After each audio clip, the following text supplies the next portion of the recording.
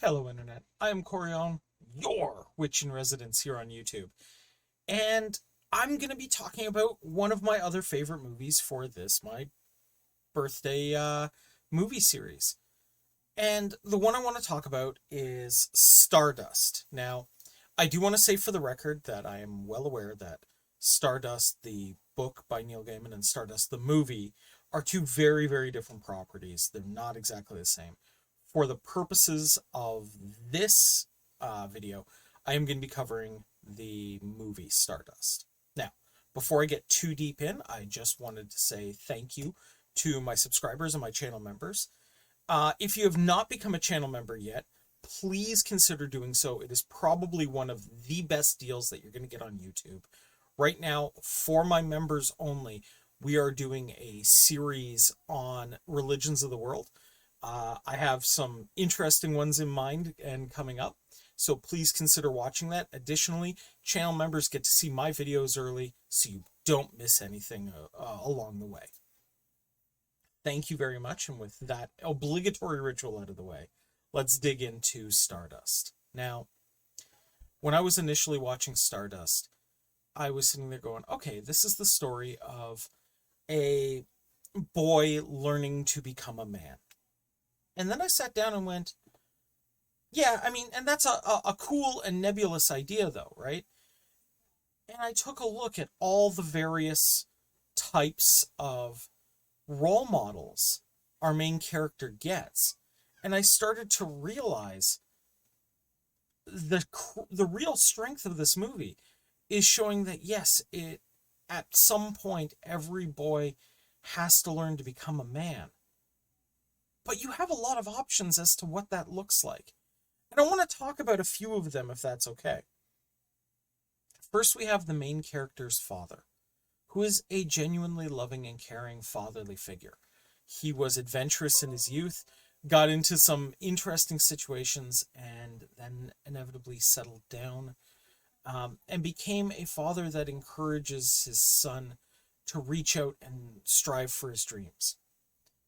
And that kind of role model is super important because without those kind of people to encourage us to become something more amazing than what we are now, we may not ever decide to get up off the couch and take on that adventure outside our door.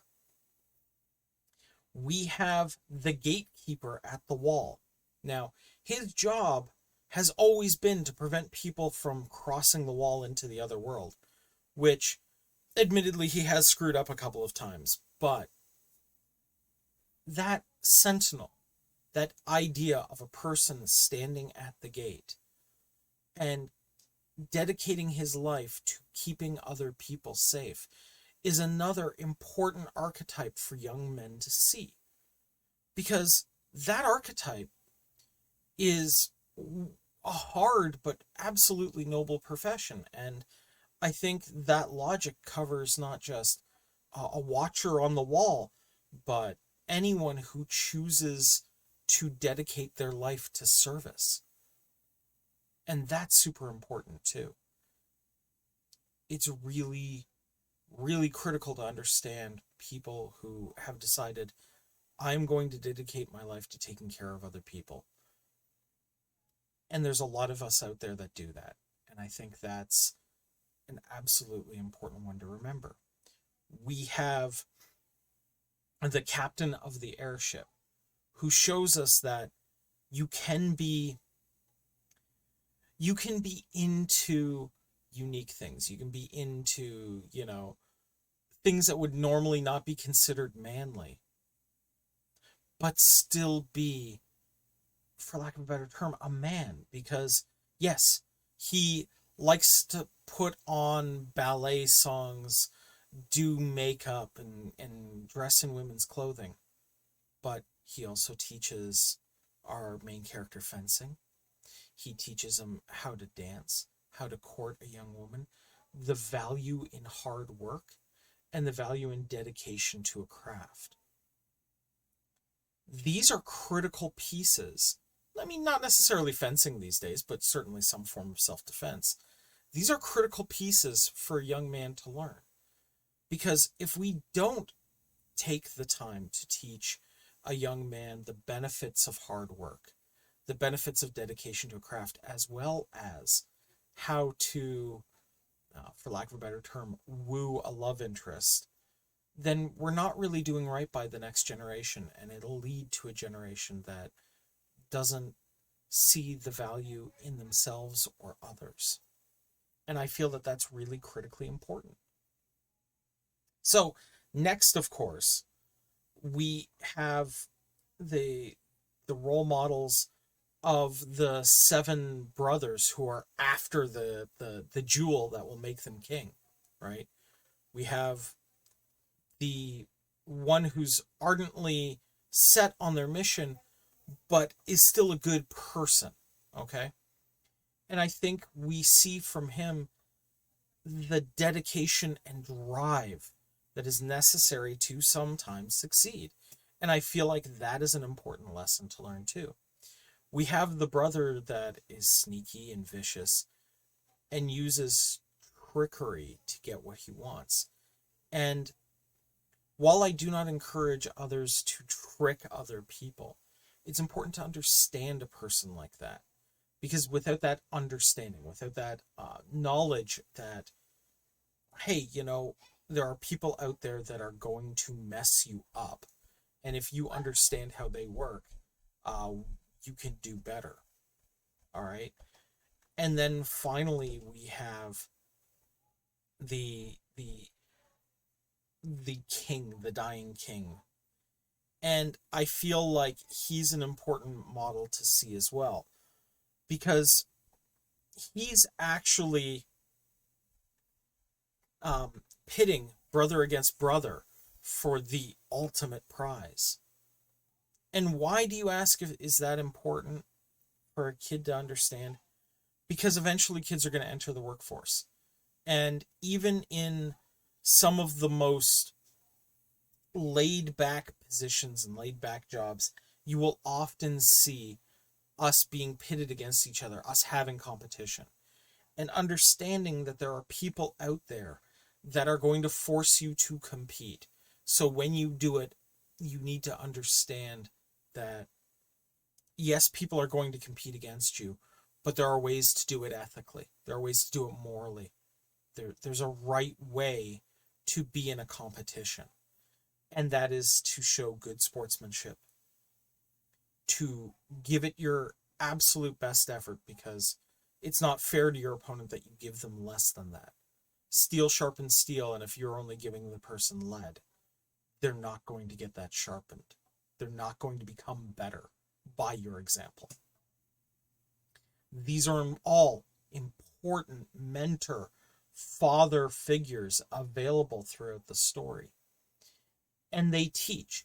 And while I do not necessarily agree with the witches being portrayed in Stardust as the not great people in this, I understand it. And I understand the concepts of bringing it forward, that this guy has a lot of mentor figures, a lot of fatherly figures in his journey and through what he sees and what he learns. And those father figures, those grown-ups who have made it through the difficult transition from being a boy to being a man, influence and teach so much about what is important about that.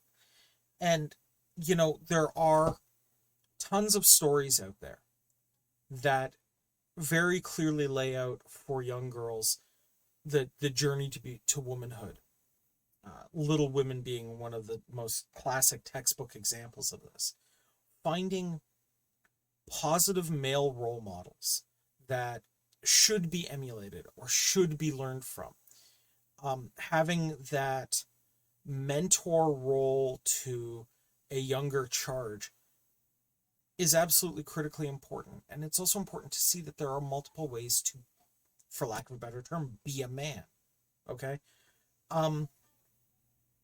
In my own life, okay, my father was a military man.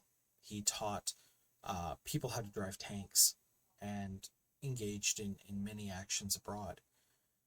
And that was one type of father figure, mentor I had, which was this dedication of service to a greater ideal.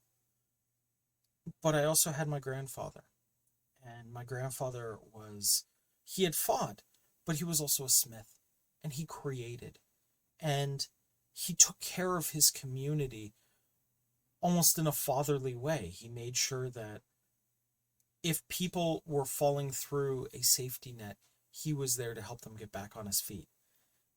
And that's an incredible piece too. I also had um, a fatherly figure in a gentleman named Oscar, and he ran a farm. And seeing that dedication every day of getting up, making sure the animals got fed, that they're healthy, making sure, the wood got chopped for the wood burning stove in the house, seeing how every piece of life was taken care of. And then once everything was done, he would get to go do what he enjoyed doing, which turned out to be hunting. It gave me my work ethic. I will freely admit that when opportunities allow, I am very much a kid. I I have Transformers up on my desk all around here. I love reading comic books. I love watching geeky, nerdy movies. I'm a big Star Wars nerd still.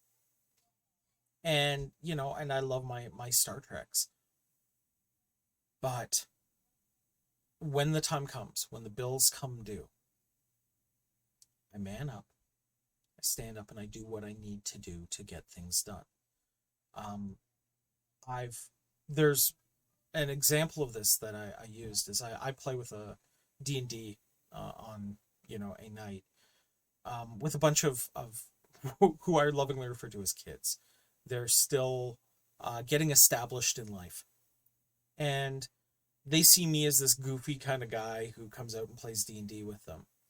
And one of the nights I got a phone call that a the hospital chaplain had called and said, "Hey, the the family is Wiccan.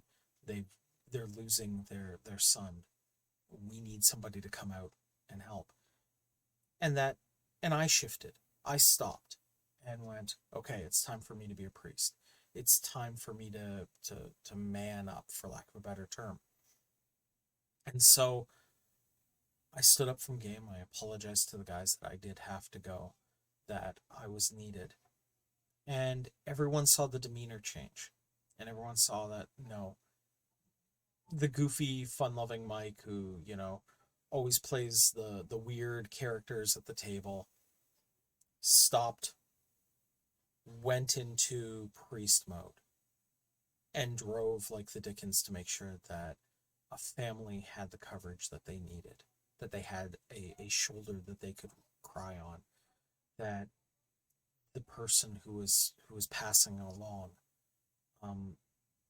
had the comfort and the the the wherewithal to pass peacefully. And afterwards, because the guys were kind of in constant communication with me, making sure I was all right. Bless my D&D group. They're wonderful human beings. They checked in on me to see if I was all right, and they got to watch as I, you know, had a hard time afterwards. It's not easy being there for a family when their kid is passing.